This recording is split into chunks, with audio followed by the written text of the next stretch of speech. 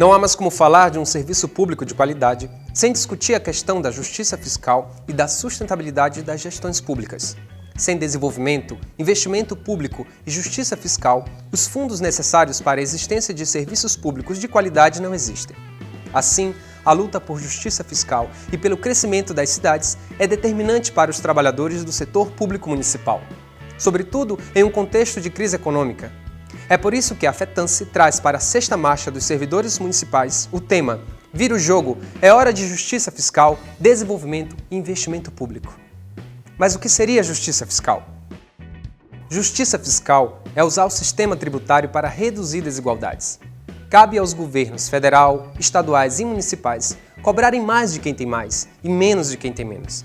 É preciso dar fim aos paraísos fiscais, à evasão fiscal, à corrupção e aos incentivos fiscais infinitos que não produzem impacto social. A realidade mostra que no Brasil, quem paga a conta são os mais pobres. Aqueles que ganham até 2 salários mínimos gastam cerca de 54% com tributos. Já as pessoas com renda superior a 30 salários gastam menos do que 29% com tributos. Ou seja, esse modelo só beneficia os mais ricos. Enquanto um carro popular paga IPVA, os jatinhos e helicópteros não pagam. Em muitos estados, por exemplo, um iate paga ICMS de 7%, porém os medicamentos estão sujeitos à alíquota de 17%. O leão do imposto de renda mia feito gato com os ricos, como atestam dados da própria Receita Federal. Os maiores milionários a prestar contas ao fisco, um grupo de 71.440 brasileiros, ganharam quase 200 bilhões de reais sem pagar nada de imposto de renda de pessoa física em 2013. Caso essa bolada fosse taxada com a alíquota máxima do imposto de renda, a mesma aplicada ao contra-cheque de qualquer assalariado, o país arrecadaria 50 bilhões de reais por ano, metade do fracassado ajuste fiscal arquitetado pelo ministro da Fazenda Joaquim Levy. A renda atualmente obtida pelos ricos, sem mordidas do imposto de renda, que foi de 196 bilhões de reais em 2013, tornou-se protegida de taxação há 20 anos. O ex-presidente Fernando Henrique Cardoso aprovou em 1995 uma lei instituindo a isenção. Na Organização para a Cooperação e o Desenvolvimento Econômico, OCDE, organismo que reúne 34 países, somente a Estônia dá isenção. A realidade é triste. O cidadão que ganha mais de 1.800 por mês é contribuinte do fisco. O milionário não. Será que isso é justo? O Brasil se tornou uma pátria de empresários. Enquanto ocupamos a vexatória posição de país campeão em concentração fundiária no mundo, o imposto sobre propriedade territorial rural é a de menor arrecadação. Representa somente 0,04% do PIB, enquanto o IPTU representa 1,25% e o IPVA representa 1,68% do PIB. Mas por que esse modelo injusto não é modificado?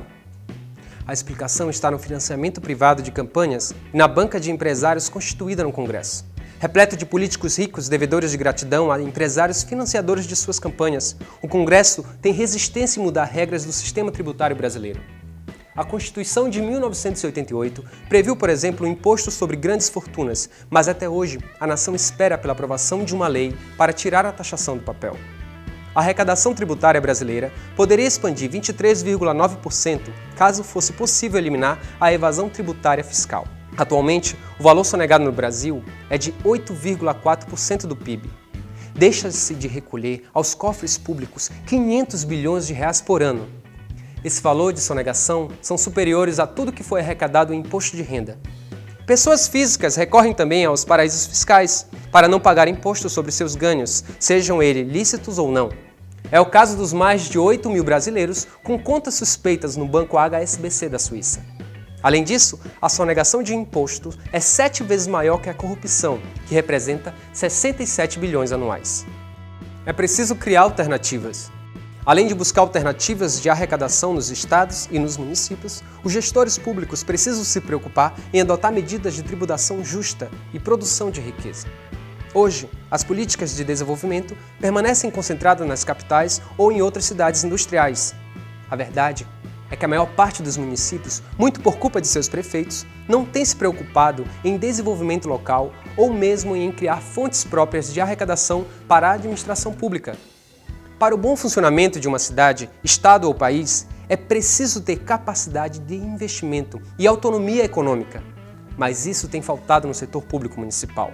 O principal problema dos municípios é que muitos são criados sem reunir as pré-condições básicas para o seu funcionamento. Mas a autonomia política tem como pré-condição a autonomia financeira. As cidades precisam contar com políticas de atração de negócios ou mesmo de desenvolvimento de competências locais. Atualmente, a maioria dos prefeitos se abstém de realizar esse esforço. Por tudo isso, a FETANSE entende que investir no município significa orientar o seu desenvolvimento. Para tanto, é imprescindível intervir na problemática da água, da energia, do saneamento básico, do transporte, da saúde e da educação. É necessário criar medidas de valorização dos servidores públicos, dando a estes condições de trabalho, pisos salariais e planos de carreira.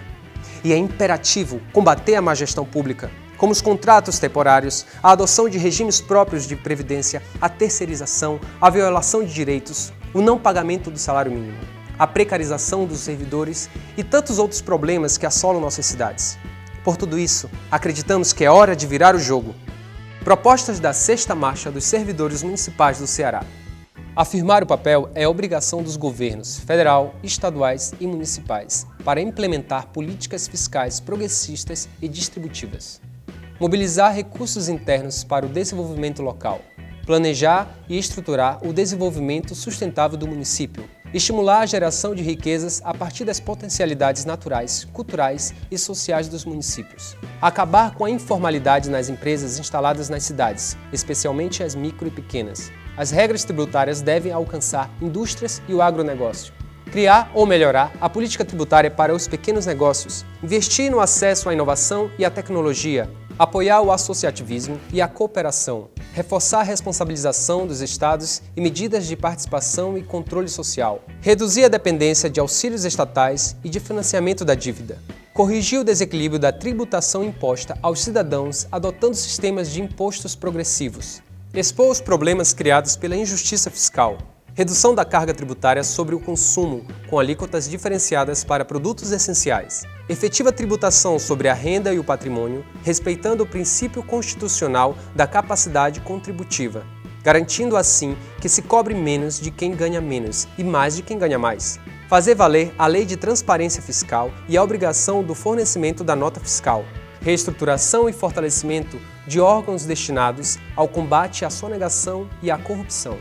Tomar ações e soluções transformadoras para acabar com as injustiças fiscais. Construir políticas de investimento público. Incentivar o papel social das empresas. Apoiar a reforma política. Vire o jogo junto com a gente. Ganharemos as ruas da capital do Ceará e marcharemos pela construção de cidades justas, desenvolvidas e com investimento no seu povo. Mobilize-se, agende-se e participe.